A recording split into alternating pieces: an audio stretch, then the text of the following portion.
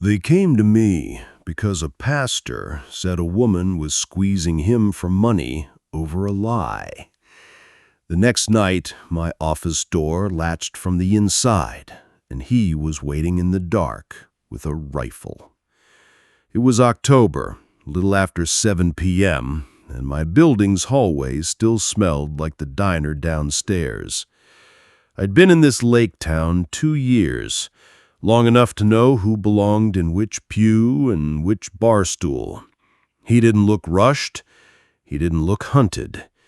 He set a thick envelope on the edge of my desk like it was a donation. $2,000, he said, to start. Cash, mostly 20s. The bills were squared up too neatly for a regular wallet. I didn't touch it yet. He wore a jacket that cost more than my office chair. When he took it off, he folded it and set it on the visitor chair with care. One small detail that didn't fit the story. He had a church bulletin tucked in the jacket pocket, creased at the announcements, with a kid's handwriting in the margin. No explanation, just there. "I'm being blackmailed," he said. I waited. "A woman on the edge of town. She says she'll tell people a lie if I don't pay." "What lie?" I asked. His mouth tightened. "Not anger, control." "It doesn't matter," he said. "It's false. It would hurt my congregation. It would hurt my work." It wasn't what he said. It was how fast he said it, and how cleanly he stepped around the one detail that mattered. I slid a yellow pad closer and wrote OCT, 7 p.m., a lie, $2,000 cash. "Has she asked for a number?" I said. $5,000, monthly. That's when I finally put my fingertips on the envelope and pulled it closer. The paper felt heavy, the way thick cash makes it heavy. "Any messages? Texts? Letters?" He shook his head once. "Phone call. A note in my mailbox. No return address." "Name?" He gave it. I wrote it down. I won't repeat it here. I don't do that to people who didn't ask to be in my file. "Do you want her stopped?" I asked. "Or do you want her identified?" "Both," he said, and quietly. He said quietly like it was part of his job title. I've worked enough domestic messes to know money buys time, not silence. Still, I told him I'd start with a background check and a drive-by. I also told him I needed something concrete, the note, a phone number, a date.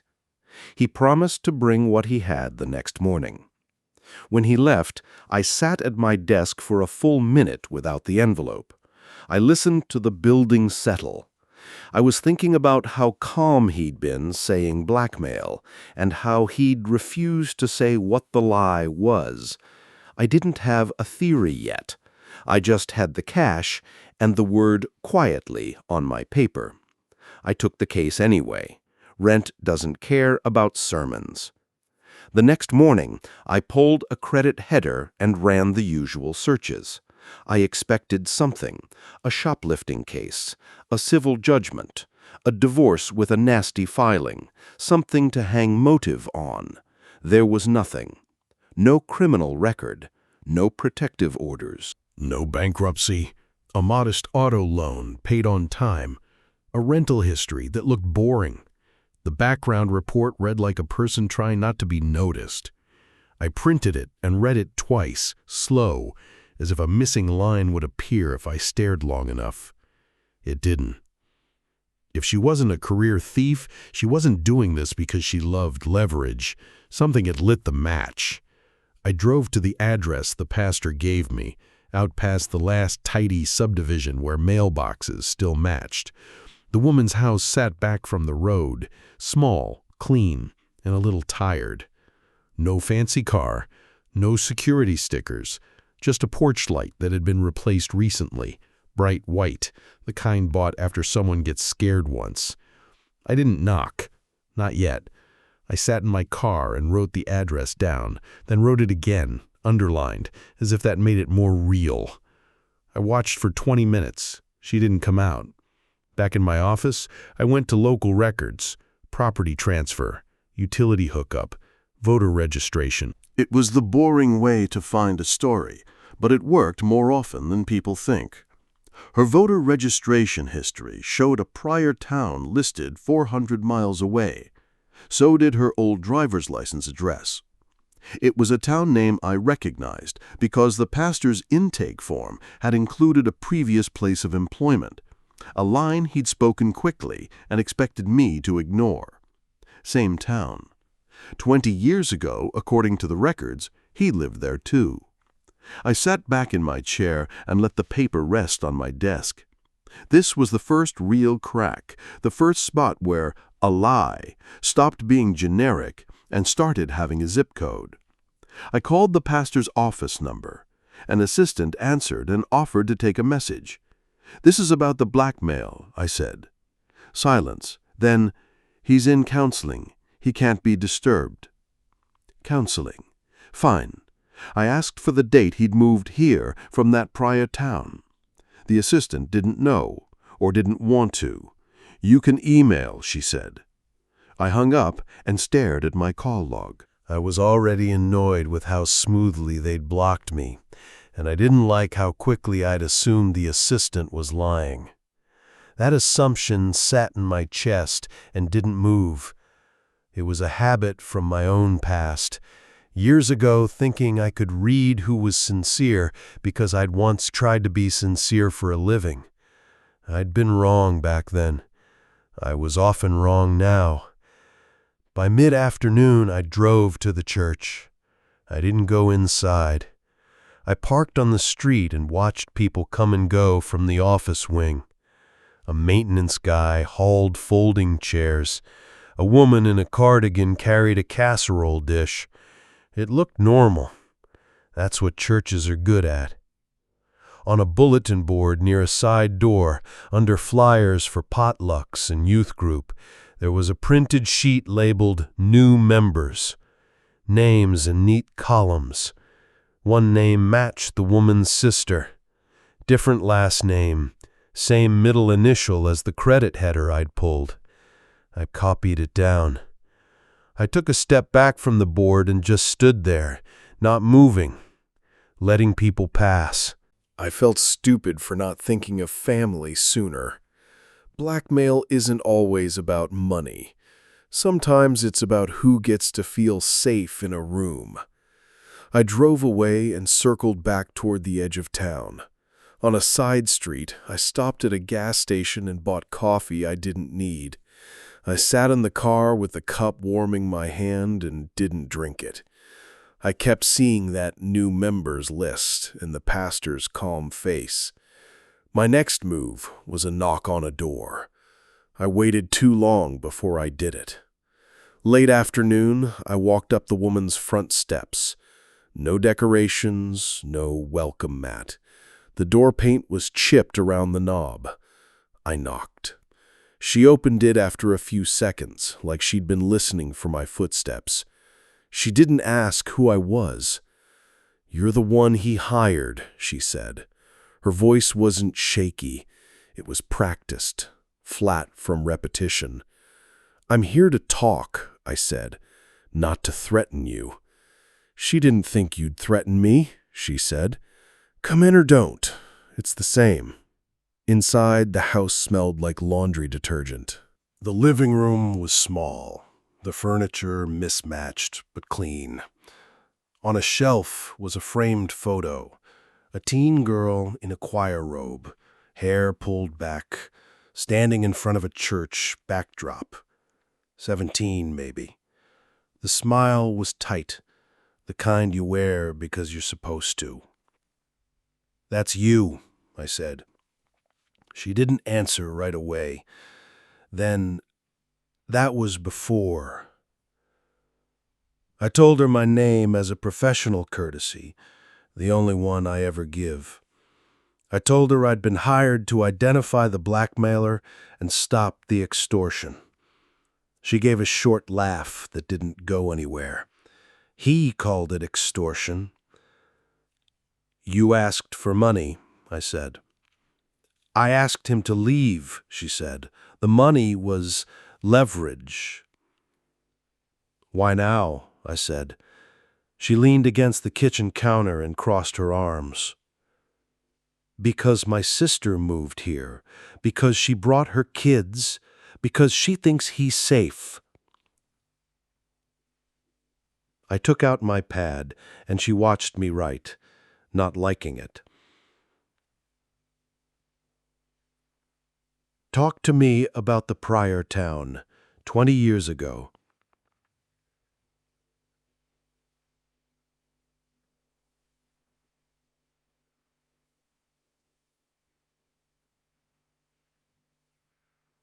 I was 17. I waited. I didn't prompt. People fill silence when they're ready. "He'd keep me after rehearsals," she said. "He'd say we needed to pray. He'd say I was special. He'd say it was God's will." I didn't interrupt. My hand went cold around my pen. "It wasn't one time," she continued. "It was months. Then I told someone, not the police, someone at church. It turned into me being troubled. It turned into my parents being embarrassed."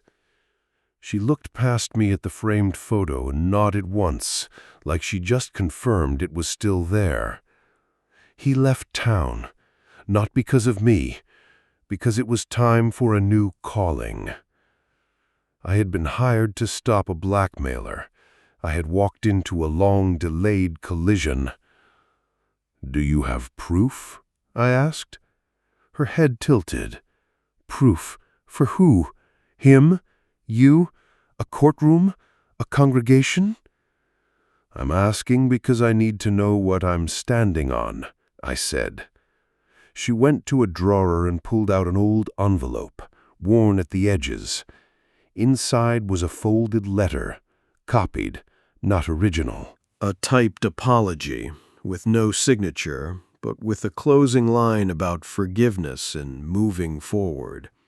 A date from 20 years ago. A church letterhead from that prior town. "You kept that. It's all I got, and it's enough to scare him." That's when I made my first real mistake. I assumed her goal was money because that's what the pastor had bought me with, cash on my desk, a neat stack of control. I let that shape my thinking. "How much has he paid you?" I asked. "Nothing," she said. "He wouldn't. Not at first." She paused. Then he offered, quietly, through someone else. I said I didn't want the money. I wanted him gone. "You still left a note," I said. "I did," she said, "because men like him don't move unless you threaten the one thing they worship, his reputation." She nodded once. "And my sister doesn't know. She can't know from me. Not yet." I wrote sister plus kids plus new members plus safe. She watched the pad again. "He sent you to scare me off." "I'm not scaring you off," I said. "I'm trying to understand what I walked into." "He walked into his pattern," she said. "He finds a family. He becomes the good man. Then he protects the good man." On my way out, I asked one more thing. "If your sister is at his church," I said, "why are you letting her come to your house?" "She's my sister," she said. "She thinks I'm lonely. She brings the kids. She's trying." I stepped onto the porch and didn't move right away. I listened to the neighborhood. A dog barked somewhere. A car passed. I felt the edge of panic, not from fear of being shot, but from realizing I was now holding a secret that belonged to other people. Back at the office, I pulled the church bulletin I'd grabbed from the board. The sister's name was there, in plain ink. The kids were listed under Sunday school sign-ups on a separate sheet.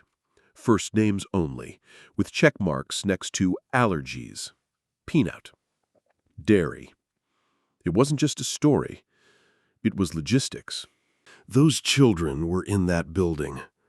I was still trying to make the original job make sense, and I kept failing. If the pastor was innocent, he would have named the lie. If he was guilty, he was paying me to make the problem go away.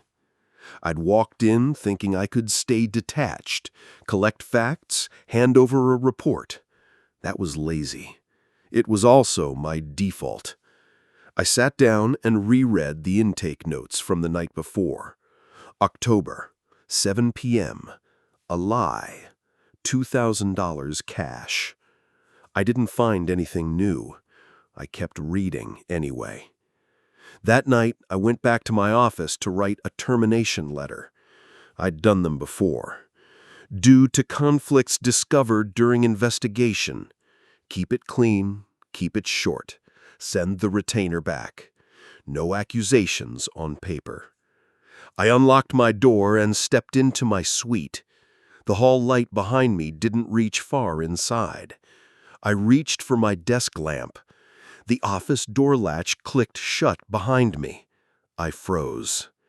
Not dramatic, just a full stop in my body, the way it happens when you realize you're not alone. A voice came from the corner near the file cabinet. Calm. Don't turn on the light. I knew it was him before he said another word. Same cadence as the intake, same controlled pace. I came to check on your progress, the pastor said. I kept my hands visible and away from my pockets. You're in my office after hours, I said. I have keys, he said. People trust me with keys. Then I heard the small sound of metal against wood, a shift.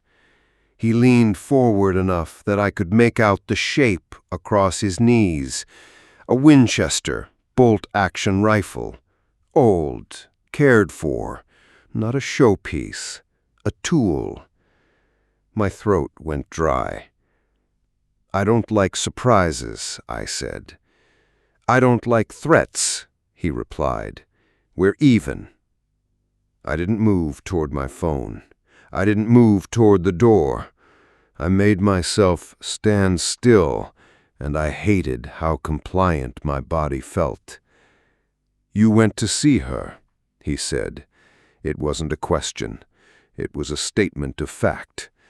And it told me he had someone watching, or he'd been watching himself. I spoke with her, I said. What did she tell you? He said.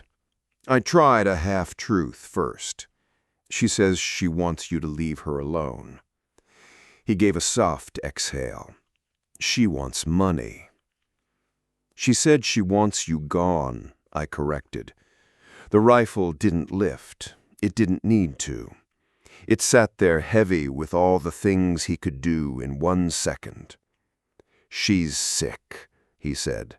She's obsessed. She's been obsessed since she was a girl. That line hit the air and hung there, and for a moment I didn't know what to say back. I was uncertain, and it showed. I was waiting for my own anger to arrive, and it didn't.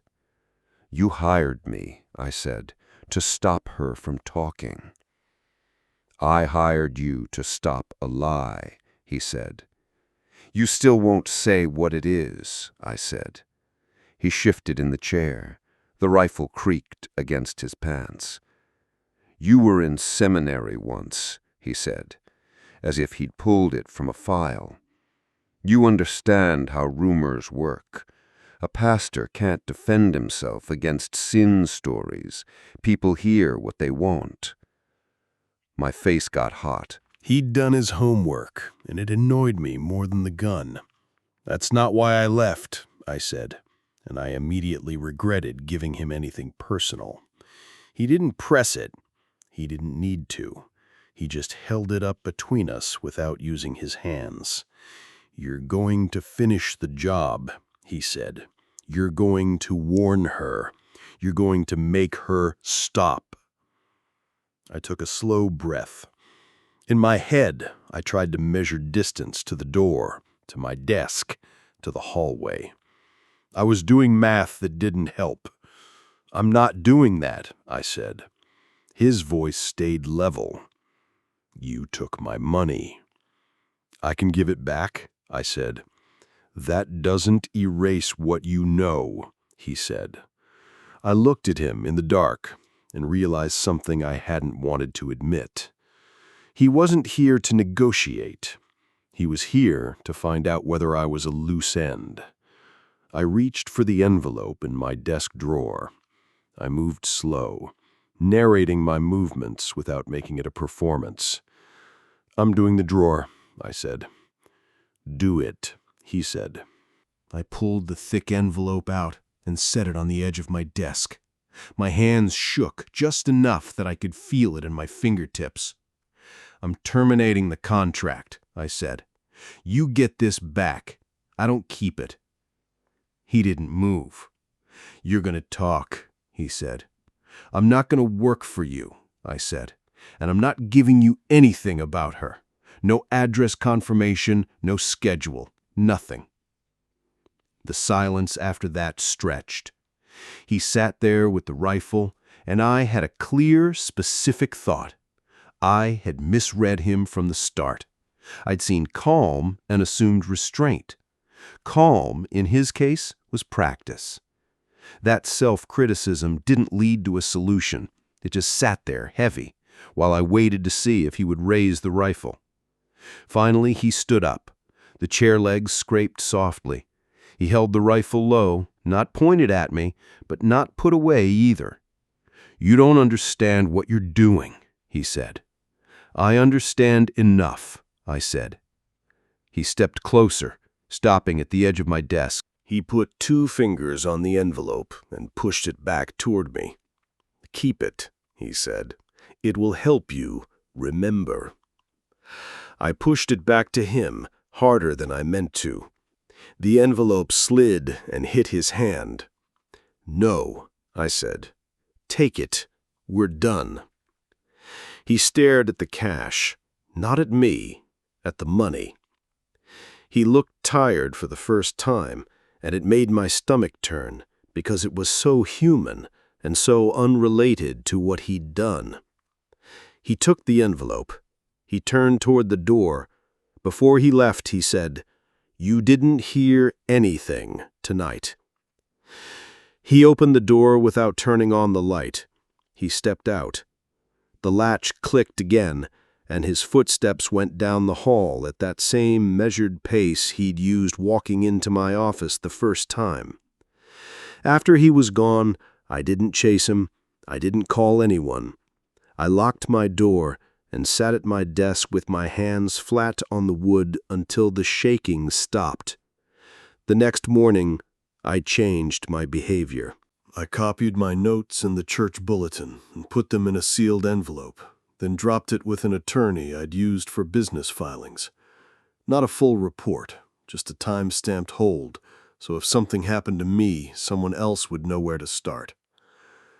I also drove by the woman's house and didn't stop. I didn't want my car showing up twice in daylight. I didn't want her thinking I was going to fix it for her. I wasn't. I was just trying to keep the worst outcome from landing on children who didn't know any of this existed. 3 months later, a retirement announcement appeared in the church newsletter. He framed it as a calling to rest. A week after that, there was a for sale sign planted in the yard of the house he'd shown up for charity dinners and leadership meetings. I drove past one afternoon and saw movers loading boxes into a rental truck. The expensive car was parked in the driveway, clean as ever. I didn't go inside the church. I didn't talk to the sister. I didn't give the woman a victory lap. I closed my file the way I close most files that involve family damage, quietly, with paperwork and distance. Back at my office, I put the original intake sheet in the folder, the one with OCT 7 p.m. and a lie, and the cash amount written beside it. And I locked it in my cabinet, because the $2,000 had been on my desk at 7 p.m., and his rifle had been on his knees less than 24 hours later.